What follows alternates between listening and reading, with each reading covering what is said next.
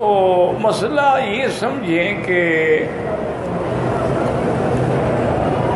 ایمان جو ہے وہ اللہ کے رسول کی فرما برداری اور اطاعت کا نام. اگر ایک آدمی ظاہراً مثلاً دعویٰ کرے اسلام کا لیکن نہ اللہ کے احکام کا پابند ہو نہ اللہ کے رسول کے احکام کا پابند ہو تو وہ محض زبانی کلامی تو دعویٰ ہوگا لیکن وہ ایمان کامل نہیں. یا کچھ لوگ ایسے ہیں کہ جن کے اعمال منافقوں کی طرح ہوتے ہیں کہ ظاہر میں کچھ ہوتا ہے لیکن باطن میں کچھ. جیسے منافقین حضور کی خدمت میں آتے تھے تو کہتے تھے کہ یا رسول اللہ ہم آپ پر ایمان لائے ہیں، ہم گواہی دیتے ہیں، آپ اللہ کے سچے رسول ہیں، لیکن جب گھر جاتے کہتے بھی ہم تو مسلمانوں کو دھوکہ دے رہے ہیں، انا معکم ہم تمہارے ساتھ ہیں، انما نحن مستہزئون ہم تو ان کے ساتھ استہزاء کر رہے ہیں. اور دوسرا مسئلہ جیسے میں نے کل بھی عرض کیا تھا کہ یہ معلوم ہوا کہ ہر حال میں آدمی کو اللہ سے دعا کرنی چاہیے. ہر حال میں دکھ ہے، سکھ ہے، تکلیف ہے، بیماری ہے، مصیبت ہے، اس کو کوئی ٹالنے والا نہیں اللہ کے سوا. وَإِن يَمْسَسْكَ اللَّهُ بِضُرٍّ فَلَا كَاشِفَ لَهُ إِلَّا هُوَ اگر اللہ کسی کو نقصان دیں اور بیماری یا تکلیف میں مبتلا کر دیں اس کو کون کھول سکتا؟ اور اگر اللہ کسی کو بھلائی دے تو کون منع کر سکتا؟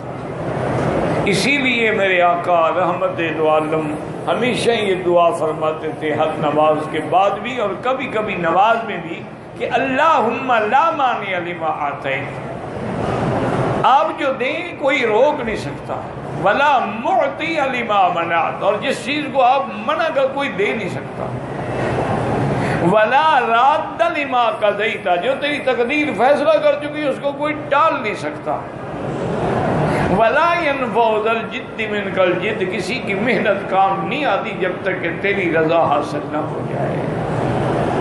تو اس لیے یاد رکھیں کہ اس دور میں جس میں ہم گزر رہے ہیں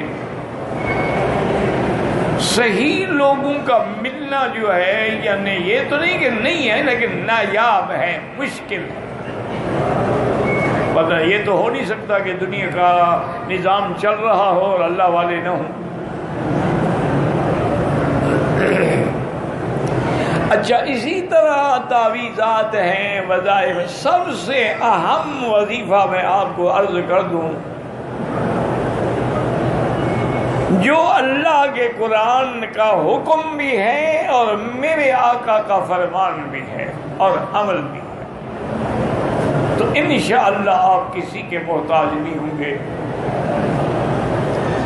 اور وہ یہ ہے کہ جب بھی کوئی پریشانی ہو، مصیبت ہے، دکھ ہے، بیماری ہے، مقدمات ہیں، لڑائیاں ہیں، 2 رکعت خالص نیت سے نماز پڑھیں صلاۃ الحاجہ. اور یہی اللہ کا حکم ہے کہ وَاسْتَعِينُوا بِالصَّبْرِ وَالصَّلَاةِ، مصیبت آئے صبر کرو اور نماز پڑھو. اور اگر کسی بھائی کو یاد ہو سکے تو سب سے جو مجرب دعا ہے وہ یہ ہے کہ 2 رکعت پڑھنے کے بعد درود شریف پڑھے. کیونکہ یاد رکھو اگر دعا کے پہلے بھی درود شریف نہ ہو بعد میں بھی نہ ہو دعا قبول نہیں ہوتی.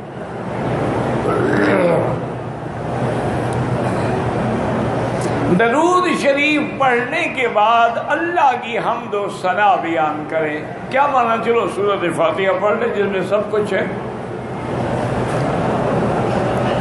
اور پھر حضور نے ایک دعا سکھلائی ہے امت کو کہ لا الہ الا اللہ الحلیم العظیم، لا الہ الا اللہ رب العرش العظیم،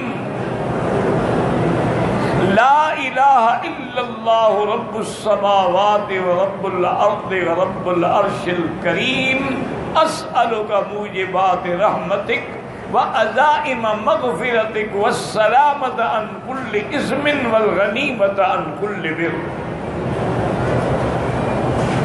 اور اگر یہ یاد نہ ہو تب بھی کوئی بات نہیں، کسی بھی زبان میں اللہ کو 2 رکعت پڑھنے کے بعد خالص اللہ کو پکارے. اور یہی میرے مدنی سرکار کا عمل تھا کہ اذا حضبہ امر، جب حضور کو کوئی مشکل پیش آتی، بادر الی الصلاۃ، فوراً آپ نماز شروع کر. اسی طرح صلاۃ الاستسقاء ہے، بارش نہیں ہوئی نماز. اسی طرح انسان گناہوں میں مبتلا ہو گیا ہے تو توبہ کرنا چاہتا ہے، 2 رکعت نماز پڑھ کے توبہ کرے.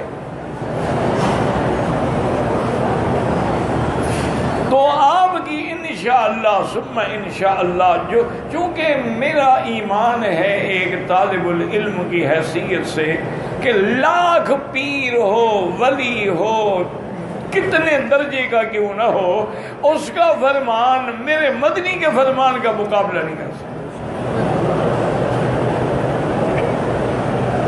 جو حضور نے فرما دیا بات ہی ختم ہو گئی.